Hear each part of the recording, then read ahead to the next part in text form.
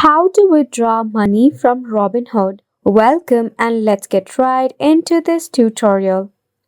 To withdraw money from Robinhood, it involves selling any investment you want, cash out, and then transferring the proceeds to your bank account.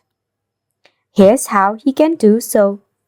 Once you are logged into your account, tap on your profile icon, from which a menu will pop up. You have to tap on the transfer option, where as you can see, you can easily deposit and withdraw. Tap on transfers. In here, select on the mode given to you. Transfer to Robinhood, transfer to your bank or schedule automatic deposit. You can tap on any according to your preference. Once you have selected it, now enter the amount of money that you would want to withdraw from your Robinhood.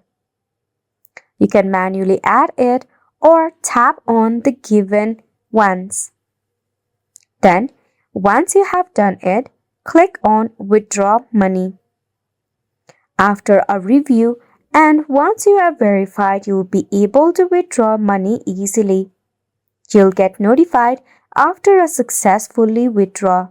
And it's a wrap for the video as well. Thank you so much for tuning in.